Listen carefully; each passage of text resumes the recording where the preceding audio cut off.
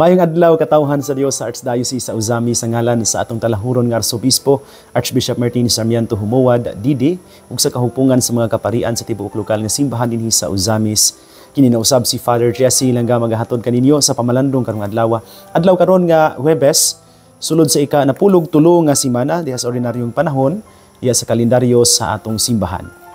Hulyo 4, 2024. Ang ebanghelyo nga atong kamalandungan karong adlaw mga igsuon, atong kutluon gikan sa ebanghelyo sumala ni San Mateo.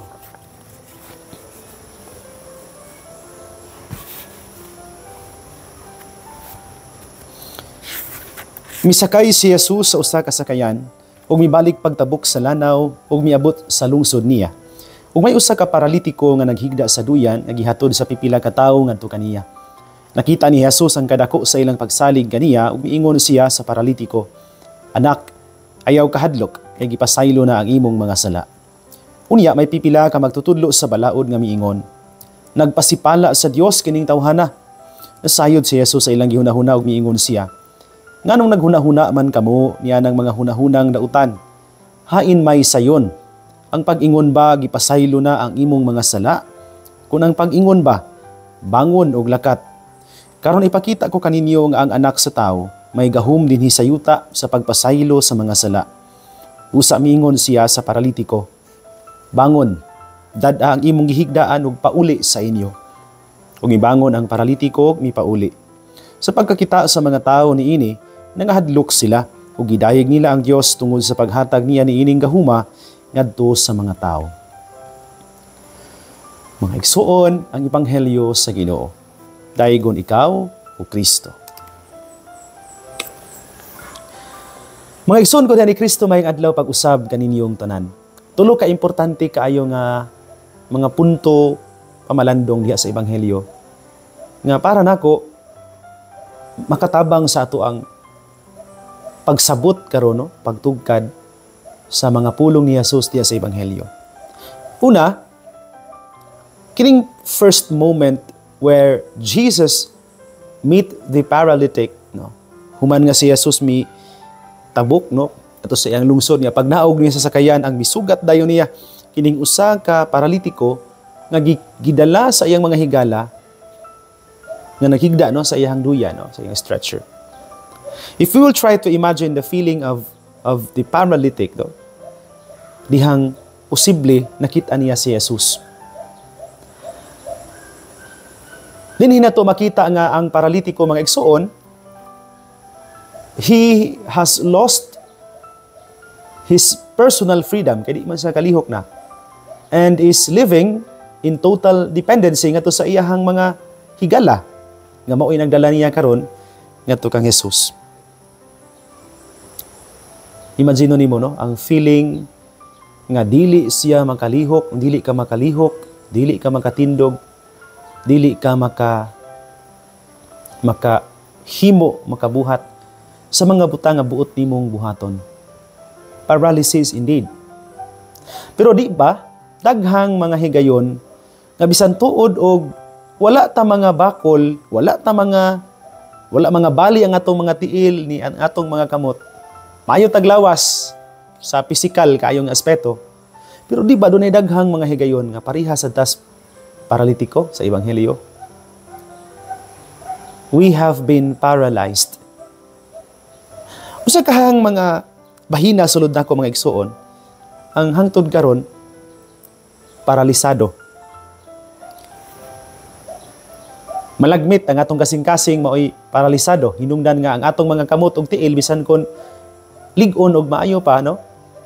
Dili gyud nato magamit aron mo tabang sa uban, umutunol nga to sa atong mga makaya, nga to sa mga nagkinahanglan. Ang atong mga tiil, pila ka mga higayon na dili nato matikang aron muadto sa mga dapit ug lugar diin dunay tawag alang kanato sa pag-alagad. Yes, there is within us a paralysis nga usahay mas hadlok pa kaysa paralitiko o kining paralyzed person nga naay gibati nga physical kaayo nga malady. Nanghinaot ko mga igsuon nga mo ni una natong pamalandungan karon. Unsa ka nga rason o hinungdan sa ako pagka-paralisa pod sa akong kasing-kasing. Hinungdan nga malagmit, paralisado usab ang akong kamot ug tiil, lakip na gayud ang akong mga ngabil. Ikaduha mga igsuon nga nindot kaayo nga moment sa ebanghelyo nga gusto na akong atong pamalandungan. Dito na si Jesus, gikasugat na niya ning paralitiko nga naghigda sa duyan. Kining paralitiko bisan og wa pa gani siya kasulti, malagmit sad no nga aside from him being paralyzed ng iyang lawas, paralisado, lakip sa iyang kanang ability to speak, no? Dili pod niya mahimo sanglit agi he might be kanang paralyzed yod no sa tibuok niyang lawas, lakip na ang iyang mga nerves no gamit nga pagkasulti. Pero sinihintabo kining hilom kayo nga masakiton, kining paralitiko nga nagdepende lang sa iyang mga higala, giingnan karon ni Jesus. Anak, ayaw kahadlok, gipasaylo na ang imong mga sala. Courage, child, your sins are forgiven. Kasagaran sa ato ang mga paralysis, mga igsuon, nungka kung gikan kini sa physical kaayo nga kanang sickness, kasagaran sa ato mga paralysis, kana bang nagkapahimo sa itong kasing-kasing nga paralisado, hinungdan nga dili ta magkalihok, magkasulti, nga haom ug angay sa kabubuton sa Ginoo. Kasagaran niining maong mga paralysis nagsumikad sa atong mga sala.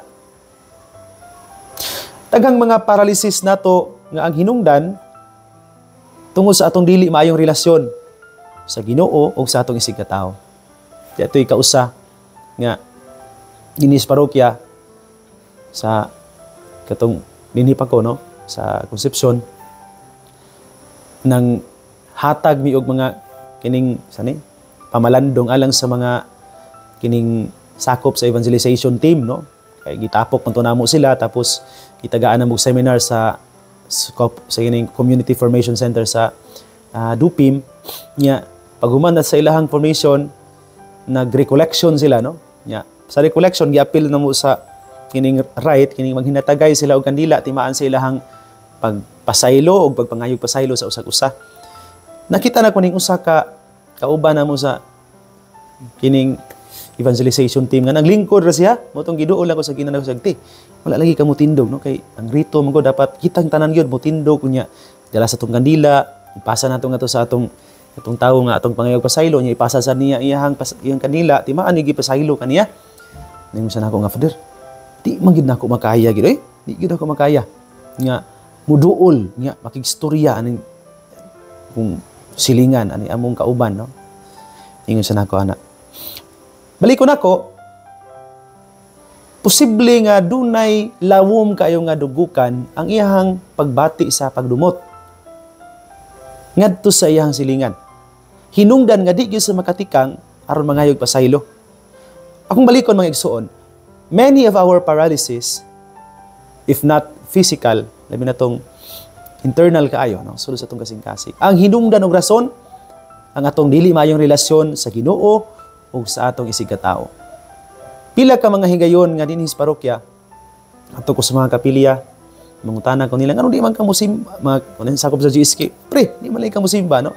Na over a kanang kulafo drink, akong sabayan, ana, di man kayo musimba ba, isa nga. Pader, marag magkasasala naman ko kaayo, no? Naman di ko ganahan musimba. Dito sa nako ipasabot nga, kana kay makasasala ka, nakidahanglan ka sa grasya sa Ginoo, mo nang panahon nga musmuduol ta ka sa simbahan, no? And many of them, if not all, simba biapod, no? Gani, lipay kay ko atong installation ni Father Quincy, bagong Padre Cura sa Concepcion, nisimba na sila, no? Mga palahubog na tong mga amigo nga, nisimba na sila. Nya, katog yun una, no? Kanang bahin nga moingon sila, dili lang sila musimba kay lagi magkasasala na kuno kay sila sa ilang hunahuna. Sa ilang hunahuna, putol na ilang relasyon sa Ginoo. Akong balikon, daghan sa ato ang mga paralysis, nagkikinahanglan atong i-overcome kining atong dili maayong relasyon sa Ginoo sa atong isig katao. And ang pulong ni Jesus karon sa ebanghelyo, ayaw kahadlok anak, ipasaylo na ang imong mga sala. Naghatag nining paralitiko sa mga pulong nga gikinahanglan niyang madungog ug mabati gikan sa Ginoo. Courage, child.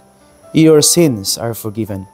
Diha lamang sa ato ang pagkadawat sa pasaylo sa Ginoo ug sa atong isig katawo, sa paghatag nato og pasaylo sa mga tawo nga nakasala nato, nga ang atong kasing-kasing makabaton sa iyahang kagawasan. Kagawasan gikan sa makatuok ug makamatay, makahilo nga pagbati sa pagdumot, pagbati sa kaligutgot. Kung ang atong kasing-kasing mga igsuon padayon nga giulipon sa atong kasuko ug pagdumot, malagmit hangtod karon, paralitiko gyapon ta bisan kung makamautang mulakaw, mutikang, musulti ug mulihok-palihok sa atong mga kamot. Courage, child. It means that God does not lose hope in us. Wala gyud mawadig paglao ang Ginoo nga kita iyang mga anak may kapasidad pagbag-o sa atong kaugalingon. Mauni nga gi-assure ta niya of His constant love and forgiveness so that we will be able to conquer our own fear sa punishment sa atong mga sala. Mangayo gyud tag muduol gyud sa Ginoo nga kanunay nagpasaylo nato aron nga makadawat ta sa iyahang grasya. Og diha sa pagdawat nato sa iyang grasya, dili ta mohunong diha. Kasagaran nato moana sa kumpisalan, mangay pasaylo sa kanang iyang mga sala diha sa pagsugid sa iyang mga sala ngadto sa pari. Ngayon guman sa kumpisal, matingala ka, mubalik ra gyapon. Sunod bulan, mao ra gihapon nga sala ang ikumpisal tungod kay para niya wa pa sige pasaylo sa Ginoo. Nakulang ba? Apil biya na diha sa kining confession kanang reparation, dayon katong confession of your sins, dayon absolution, dayon satisfaction. Pasabot nga ikaw mismo kumbinsido ka og midawat ka sa pasaylo sa Ginoo. And you have to forgive yourself as well, no? Kanang maghambin ka sa guilt, no? Dala-dala nimo, daw murag wa ka mo tuo nga gipasaylo ka sa Ginoo. Importante kay mga igsuon nga kumbinsido ta nga ang Ginoo mo pasaylo nato diha sa sakramento sa kumpisal. Mano mang kumpisal gyud? Mangayo gid sa grasya anang grasya sa absolution sa pari, no? Gawas lang kung ang imong sala gid pod dili pod basta-basta nga sala, no? Pero kung ang imong sala maabsolve sa pari, no? You have to believe, no, and trust that God who says, "Courage, child, your sins are forgiven," to the paralytic today will say the same thing nganha nimo aron nga ang imong pagkaparalisa pod maulian ug makalihok ka sa misyon nga gisangon niya nato. Nindot kayo mga igsuon nga maningkamot ta nga mobiya sa ato ang stretcher o duyan aron makalakaw ta. Nya ang atong paninguha suklian sa Ginoo, balusan sa Ginoo pinagi sa iyang pagpasaylo ug makanunayong gugma. Ikatulo nga hitabo diha sa ebanghelyo mga igsuon nga nindot kaayo nga atong imagine o pamalandungan. Ang una, balikon katong ikatagbo ni Jesus kining paralitiko nga naa sa stretcher naghigda. Walay mahimo dili kalihok. Nya gikan sa pagkatagbo nilang duha, kining paralitiko nga nangandoy sa Ginoo bisan kun wa niya masulti nga pasayloon siya, ipasaylo sa mga sala o gihatagan sa grasya nga mahimong bag-o, no, ang pag-usab ang iyang dignidad sa tao. Ang ikatulo mga mag-isod balikon ako kining giingnan siya sa Ginoo. Bangon o tindog o dalha ang imong gihigdaan. Rise, pick up your stretcher and go home. Pauli. Gitagaan siya ni Jesus sa iyang tawhanong dignidad. The effect of external and internal healing. Kinaulian ko siya, no? Imagino nimo kanindot kayo sa kasinati, kanindot kayo sa kanang moment karon nga nasinati nining maong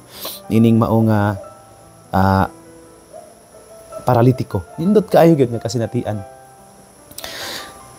Nindot sad kayo mga igsuon nga kita mismo sa atong kaugalingon makat-on ba from realizing our sins that paralyzes us to knowing full and really well nga ang Ginoo nagpasaylo sa atong mga kalapasan, labi na gid kun moduol ta niyang mangayo sa iyang kapasayloan. Kinahanglan sad nga pariha aning paralitiko nga naulian na karon mutuman kita sa mga tahas nga gisangon sa Ginoo nato. Nindot kaayo nga ang ato ang kinabuhi nga naalim, kinapuno na karon sa grasya sa Ginoo, atong gamiton pagsunod sa iyang kabubuton. By regaining confidence, the paralytic can now carry his own stretcher. Siya na mismo nang nagdala sa iyahang duyan. And moving forward, he has now back, na uli naghihanto niya, his full freedom.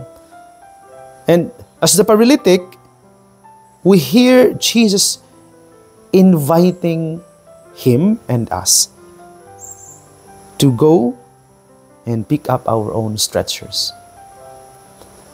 Timaan nga gusto niya nga atong kaugalingong ang kaugalingong sana kanang kasinatian sa sala, mahimong instrumento nga magtukmod nato pagtudlo sa uban, paglikay sa ingon. By accepting God's forgiveness and by forgiving others and ourselves, we can rise and move forward in life. O man ang gusto sa Ginoo alang nato mga igsoon. Gusto niya nga dili ta maulipon o magpaulipon sa atong kaugalingong mga sala, kun dili nga gikan sa atong mga sala mapasaylo ta niya, mapasaylo nato ang uban ug ang atong kaugalingon, maning kamo ta nga makapabati sa susamang grasya, sa kapasayloan ug paghigugma sa Dios ngadto sa uban. Pindot gid kay ni mga igsoon nga ato ning mahimong dala nato no sa ato ang kinabuhi. Samtang ning kamo ta pagsunod sa Ginoo. Tulo to ka importante kay nga mga punto pamalandong mga igsoon. Sulod sa tulo ka mga bahin sa ebanghelyo. Una, that moment where Jesus meets the paralytic, or it's the other way around, no? The paralytic, despite his malady, meet Jesus. Kining makasasala nga karon na paralisa tungod sa iyang sala, nakatagbo si Jesus. Iya sa ilang panagtagbo si Jesus nihatag kaniya balik sa iyang dignidad, isip tao, pinangga sa Ginoo, isip puno sa grasya. O ikatulo, gikan sa panagtagbo ni Jesus o kining paralitiko, dihang gipasaylo ni Jesus kining paralitiko, giulian sa iyang maayong panglawas. Ang paralitiko mitindog mibarog, dala ang iyahang stretcher aron nga tumanon ang sugo o kabubuton sa Dios. Kita pod atong pamalandungan asang napita ta na paralisa, dili tingali physically kundi internally. Nya atong pangayoon ang grasya sa Ginoo aron mapasaylo ta sa atong mga sala. Dalhon ta niya pagpasaylo sa mga nakasala nato, hinahinay tag irog, sibog nga nas kinabuhi ngadto sa pagtuman sa kabubuton sa Dios. Mga igsoon ko ni Kristo din hinalang ko kutob apan sa dili pa nako tapuson kining pamalandong tuguti una ko sa pagtunol sa akong greeting sa tanan karong adlaw. Nagsunod na mati nining atong programa kaninyong tanan daghan kaayo nga salamat. Akong greetings diha sa mga igsoon nato diha sa Concepcion, no? Maayong buntag niyo diha. Mga suki nato dihang tig paminaw po, no? Akong greetings kang Mayor Jessie Vinia, no? Nanay, no? Salamat kaayo nay. Kang tataywan ni Divinia, sa ilang makauban diha sa pagpangalangan sa LGU, no? Atong mga listeners diha sa parokya, labi na kang Ma'am Girlie Hinutan, kang Ma'am Grace Aranas, kang Ma'am Elma Burungan, kang Pariduming Gayola, and family sa pamilya Rasunable, Luquias, Punse, Kabasag, Rudas, may buntag niyo diha, no? Salamat kay ninyo. Ako po nga greetings sa mga nagsulod ug nagtan-aw nato diha sa ato ang Facebook ug sa YouTube, no? Salamat kayo kang Ma'am Lizel ug Julius Bungabong, kang Ati Allen Go, kang Ati Cheche Iyap, sa ilang mga pamilya may buntag ninyo, no? Salamat kayo. Diha sa pamilya ni Sir Joel Aclao, kang Marife Julian Nadion, kang Nanay Waning, kang Delmo Gadela Bacod, kang Ma'am Helen Acompañado, Ma'am Evelyn de Gracia, kang Don Miguel Nunez, no? May buntag niyo diha. Kang Kuya Ruli Bangos diha sa kauban po nato sa DXTD taga diha sa Clarin, no? May buntag niyo diha sa imong pamilya. Akong greetings kang Sir Alan Ma'am Chris Lubitania, kang Sir Dano Ma'am Benny Canunio, kang Tatay Bayan o Nanay Rafael Astose and family, kang Nanay Helen Novo and family, kang Dr. Lady o Kuya Aldrin Perez and family, sa ilang mga anak, no? Kang Adriana, kang Paula, kang Japoy, good morning, no? Kang Nanay Angie Sapero sa pamilya kong, kang Rodel Ogema Alamilio and family, kang Nanay Ju Idol and family, kang Pari Ramil Uringot and family, kang Paridudong Tumataw and family, kang sa pamilya Tak-an de Los Santos ug Medes Queruso, labi na gyud kang Nanay Gloria, Nanay Lourdes, Nanay Sario, may buntag niyo diha nay, no? Kang Parius Ferrerivalo, kang Kapitan Reniel Asok and family, kang Ma'am Emma Filipino and family, kang Ma'am Marisukson Gamboa and family, kang Nanay Dora Liagas, may buntag, no? Kang board member Emmy Lahay-Lahay and family, sa pamilya Lahay-Lahay, labi na gyud kang Ma'am Josie ug Ma'am Juday Lahay-Lahay, sa pamilya Auman, Hermoso, sa pamilya Lagat, labi na kang Ma'am Shirley Lagat, may muntag imo diha sa imong pamilya. Kang Ma'am Marceline Primasio and family, kang Ma'am Rosvilla Kalimpusan and family, kang Ma'am Nina Munoz and family, kang Primitivo Elena Lausa and family, maayong buntag ninyo diha, no? Salamat kaayo. Salamat usab kang atong greetings nganha kang Ma'am Emma Tuba, no? May buntag kang Kuya Richard Bation and family, sa pamilya Amparado Johnson Magkabio Laranho, kang Mami Hazel Bahian and family, may buntag kang Nanay Rosie Maghanoy, kang Alfaro Cañete and family, kang Parijul Marsigue and family, sa pamilya Alforque, kang Sir Raymond Nelson Limpahan and family, kang Vice Mayor Bebineri and family, salamat kayo. Kang Kuya Sani Waminal and family, may buntag. Kang Nanay Grace Ann Pang-an, kang Luzminda Ocularis, kang Ma'am Janice Sinilong, kang Tito Nick ug Ma'am Nimfa Sitaka and family, kang Jose Igay Jr. and family, kang Kuya Luloy Lumakad, kang Tatay Boy Nanay Konsing, no? Diha sa Labog, sa Gango, may buntag niyo diha, no? Sa pamilya ko, sini sa Panaon, may buntag, no? Sa tanan nga nagsunod din itong programa, kaniyong tanan daghan kayong salamat, no? Mga igsoon, hindi na lang kukutob. Ayog kalimot, ang pulong sa Dios ang ngayan gayud nga pamation, pamalandungan o paningkamutan nga mapuy-an. Ulahan ang tao nga naningkamot magpuyo sa pulong ni Jesus, sama siya sa kakahoy nga gitanom daplin sa sapa. Kansang mga dahon, bisan kunting init, dili gayud malaya. O timpo sa ting bunga, muhatag usab sa kanunay maayong bunga. Igsoon, ug manawsab, uban sa panabang ug pangamal sa itong mahal nga inahan si Santa Maria, atong gitawag mga misamisnon, ug ang Birhen sa Kuta. Ang Diyos sa kanunay, magapanalangin unta kaninyo. Sa ngalan sa Amahan ug sa Anak ug sa Espiritu Santo. Amen. Magamping ug magampo kanunay, igsoon.